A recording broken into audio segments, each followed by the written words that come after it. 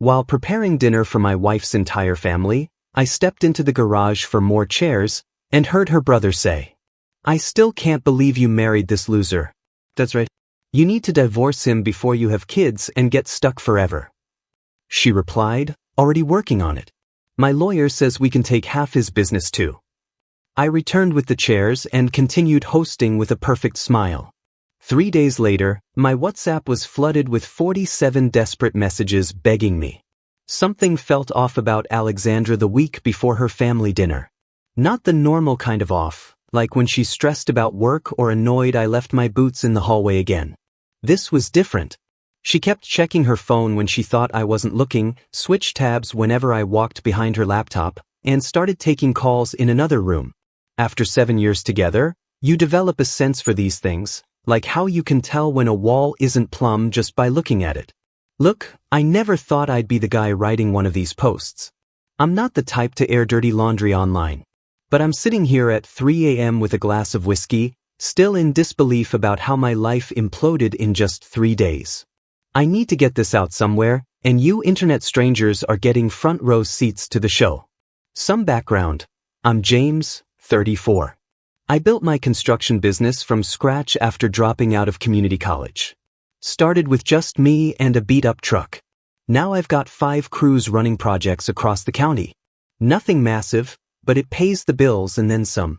Alexandra, 32, is my wife of 7 years. I supported her through law school. Paid tuition, rent, everything while building my business. She comes from an upper-middle-class family that never really approved of the blue-collar guy their daughter brought home. Her dad, Elijah, is some kind of financial advisor. Her mom, Pamela, is in real estate. And her brother Thomas thinks his business degree makes him God's gift to capitalism. Here's the thing. I always knew they thought she could do better. The side comments about my little business, or asking when I'd go back to school never stopped.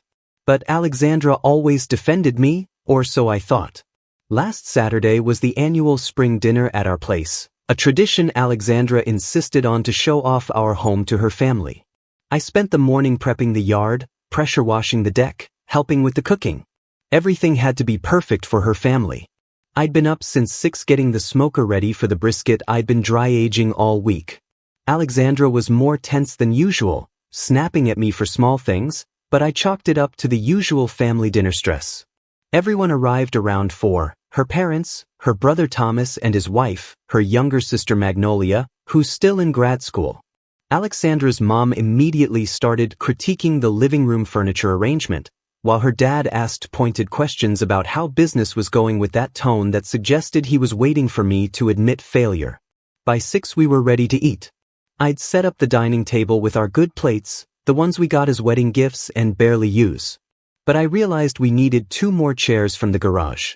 As I headed out through the side door, I heard voices around the corner of the house. Thomas and Alexandra were standing by the azaleas, sharing a cigarette, which was weird because she supposedly quit 3 years ago. I was about to call out when I heard my name. I froze. Thomas was saying how he still couldn't believe she married this, and that their dad was right. She needed to divorce me before having kids and getting stuck forever. What Alexandra said next felt like taking a sledgehammer to the chest.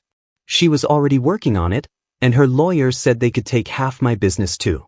I stood there completely numb as they laughed about how I had no idea what was coming.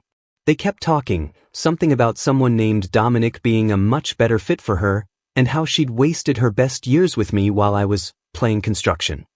Have you ever had a moment where your entire reality just shifts? 7 years of marriage. The countless nights I stayed up helping her study for exams. The vacations we skipped so she could afford law textbooks. The extra jobs I took to cover her student loans. All of it suddenly looked different in the harsh light of what I just heard. But I didn't yell. Didn't confront them. Something inside me went ice cold. I quietly backed away, grabbed 2 folding chairs from the garage, took 3 deep breaths, and plastered on the fakest smile of my life. Walking back inside, I caught a glimpse of myself in the hallway mirror. I looked perfectly normal. Inside? Nuclear wasteland. The rest of that dinner was surreal. I poured wine, carved the brisket, laughed at her dad's terrible jokes, and watched my wife, this stranger across the table, act like everything was normal. I studied her face, trying to find the woman I married. Had she always looked at me with that barely concealed contempt, or was I just seeing it now? When her mom complimented the food and asked for my secret recipe, I nearly lost it. 7 years of family dinners, and now she decides I might have something worth knowing. I explained the dry aging process with mechanical precision while my brain screamed. At one point, her sister Magnolia gave me this weird look, like she was trying to figure something out. She's always been the only decent one in that family. I wonder if she knew.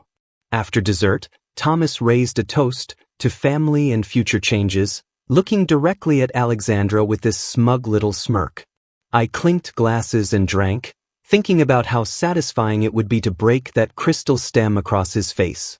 When they finally left around 11, Alexandra started cleaning up, humming to herself, humming like she hadn't just destroyed our entire life.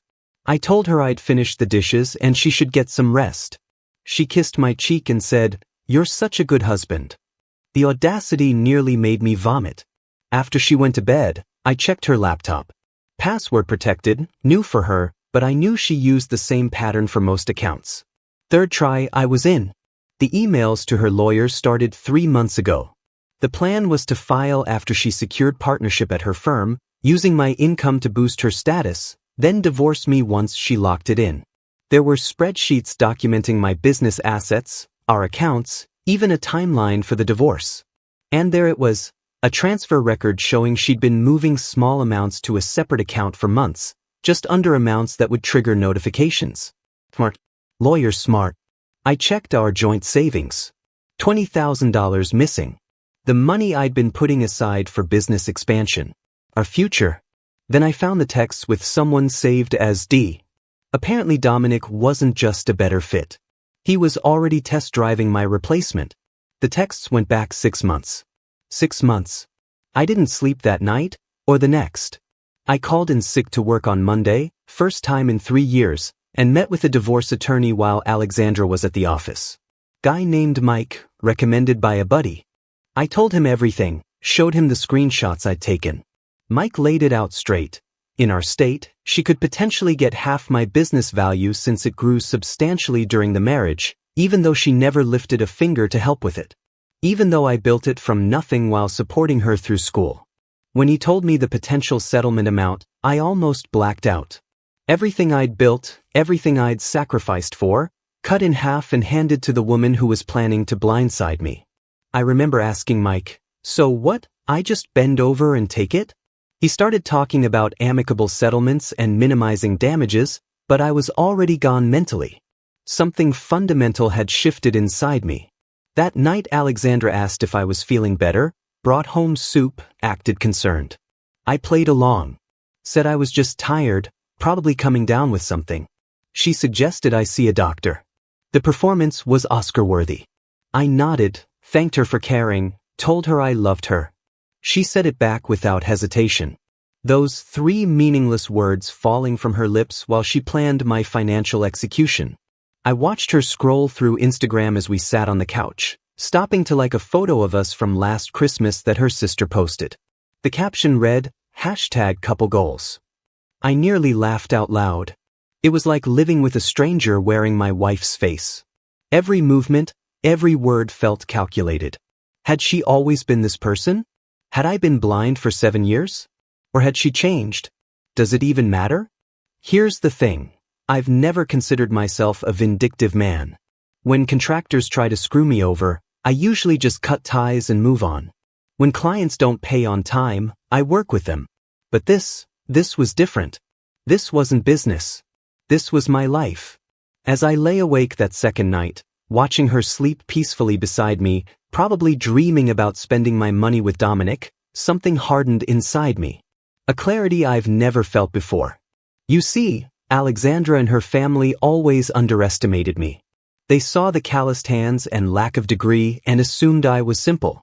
They never understood that building something from nothing requires intelligence, strategy, patience. I started making phone calls the next morning. First to my bank, then to my business partner, then to a few key clients. By noon I had a plan forming. By dinner, I knew exactly what I was going to do.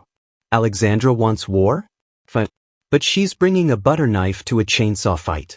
This isn't about money anymore. It's about showing her and her entire family exactly who they decided to mess with. The loser they looked down on for 7 years is about to give them a masterclass in consequences. So here I am, 3 days after that dinner, finalizing my blueprint for demolition. And just like any good construction project, you need to lay the groundwork before you build. Tomorrow everything changes. Alexandra thinks she's got it all figured out, but she has no idea what's coming. Neither does her family, or Dominic, whoever the hell he is. I supported her dreams for 7 years. Now I get to watch hers crumble in real time. This is Hidden Lies, and the story isn't over yet.